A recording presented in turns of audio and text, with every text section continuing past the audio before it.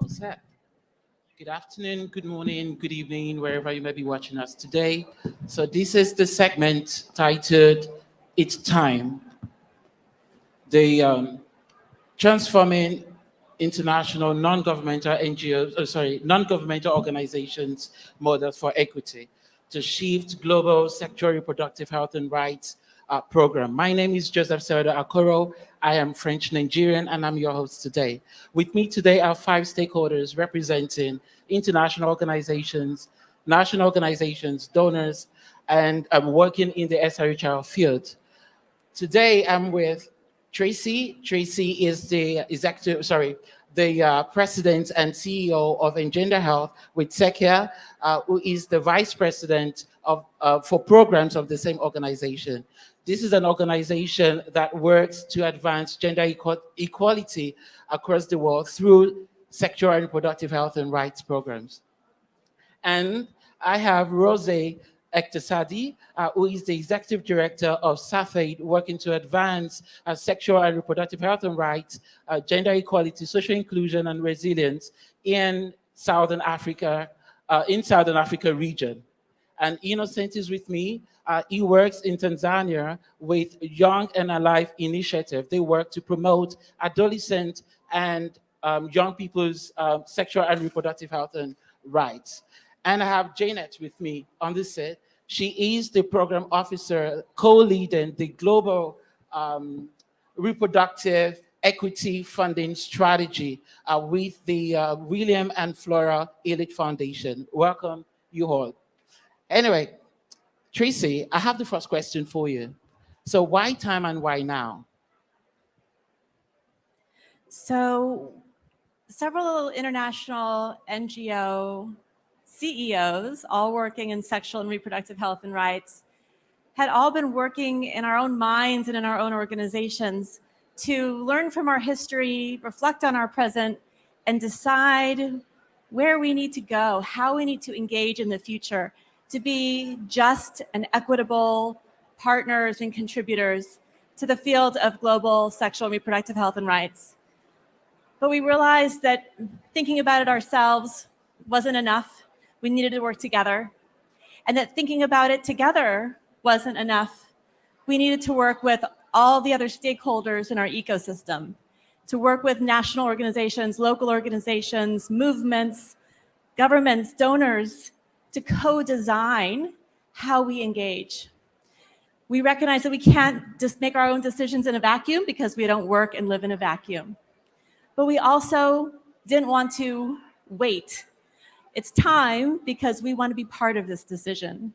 So we're really enthusiastic to be supporting and launching this initiative to work across all different types of organizations so we can design together how we can have equitable partnerships going forward and have greater impact in global health. Thank you very much, Traci, for that. I mean, haven't heard Traci, Rouzeh, what do you think would be the role of regional organizations or local organizations, indigenous organizations like yours in the Time Initiative? What would be their role? Thank you. Thank you, Joe. Indigenous, local, and regional NGOs have multiple roles, but today we'll share two. Firstly, it's really critical for us to re-energize our own confidence in ourselves, remind ourselves of the power that we wield in the sustained impact that we garner at localized level, overcome our hesitancy to interrogate issues of trust, mutual respect, what equitable costing means to us when we're on the table with INGOs.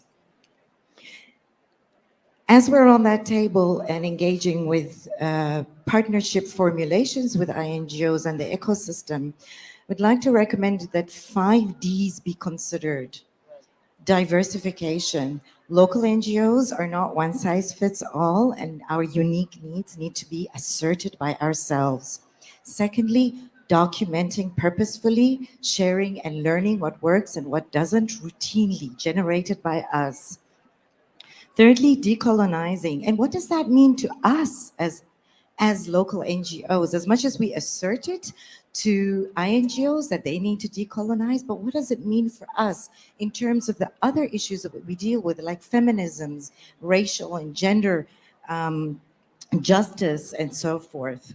Fourthly, driven by results, where we're on that negotiating table with INGOs, driving the agenda with our comparative advantage on dividends based on results, not the size of the partner and the privilege they have. And finally, the fifth one, discourse momentum. We need to mobilize our peer local NGOs to come on board, draw on the lessons from COVID-19 SRHR response, and catalyze positive but disruptive conversations like Time Initiative, and ensure that transformation is beyond rhetoric. Thank you. Great, thank you very much. So this is not just an agenda for international NGOs. So tell me, Innocent, as a youth leader and a person who works with a youth-led organization, what do you think, what are your expected outcomes of this transforming INGOs models for equity?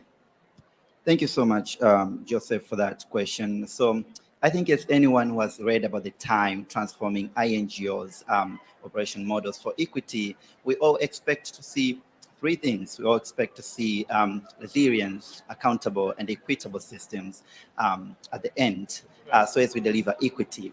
But again, speaking with fellow young people working in national non-government organizations in Tanzania, we think the current practice that is going on in INGO will never deliver equity. Reflecting on the theme for the Family Planning Conference, innovate, accelerate, and we have three themes, right? Innovate, collaborate, and accelerate.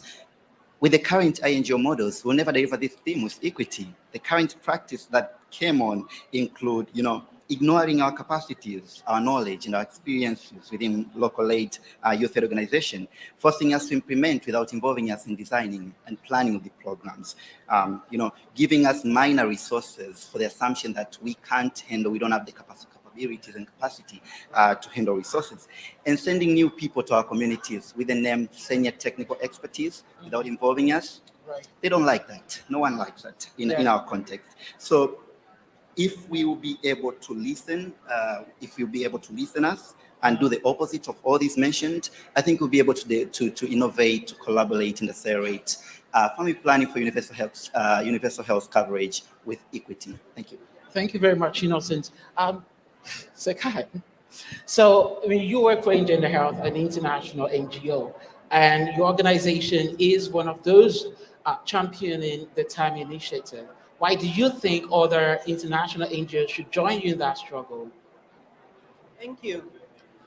Drawing from my own experience leading development programs both at national level and global levels through national NGOs and international NGOs, I have experienced both ends of the power dynamic that is involved here.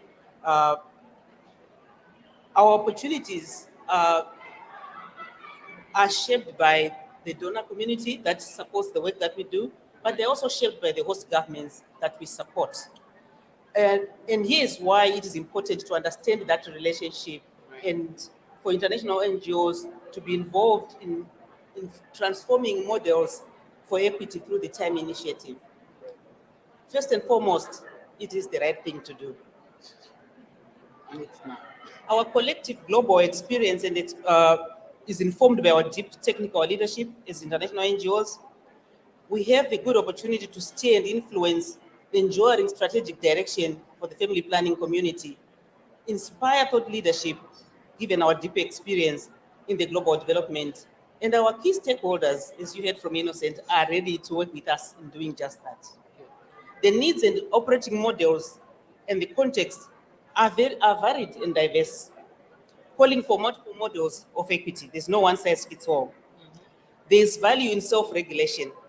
If we don't come to the table to determine our own future and our role in it, taking the opportunity to shift power and share power with local NGOs and organizations from the global south in defining our role together with partners in an equitable manner.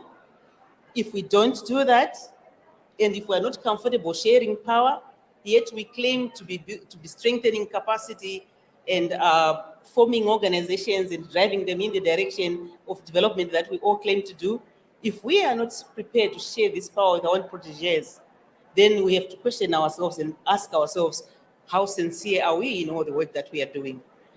Like other models of imbalance, of power imbalance in history, change will inevitably take its course if we do nothing. Let us not wait for donors to tell us what to do, or for host governments to legislate us out of relevance. Let us take the stick, move ahead, and champion the change ourselves as participants and willing to share power with our partners. We should be involved in defining the transformative models that are relevant today, because the calls are loud. We should hear them. Thank you. Great. Thank you very much. Of course, it's time for time. Janet, you must be on the hot seat. Donors. So you are co-leading the Global Reproductive Equity Funding Strategy. So why are you interested in this? Great, thank you. So the Hewlett Foundation is pleased to be supporting the Time Initiative. Our global reproductive equity strategy aims to shift power and resources into our regions of focus, which are Francophone West Africa and East Africa. This means that we are both adding new indigenous African organizations to our portfolio, but also accompanying many of our long-term global INGO partners as they also envision future organizational structures and practices that will allow them to thrive at the regional and national level in new ways. We hope that the Time Initiative will allow these partners to hone in on their purpose and value add in this increasingly decentralized and decolonized global health paradigm that we are all envisioning.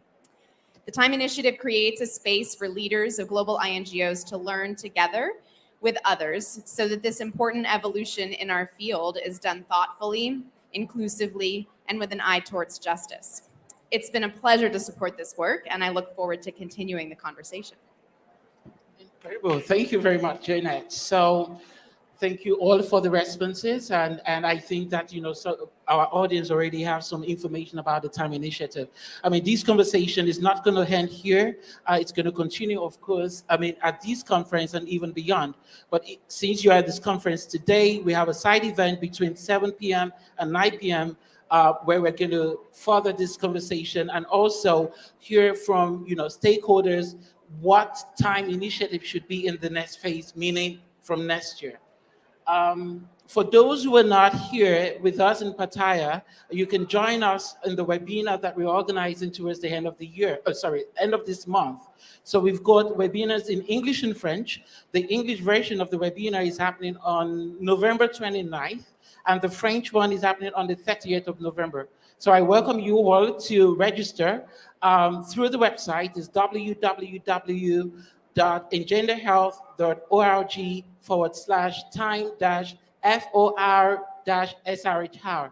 I look forward to having this conversation with you all moving forward. And I wish you a very good afternoon, good morning, good evening, wherever you are.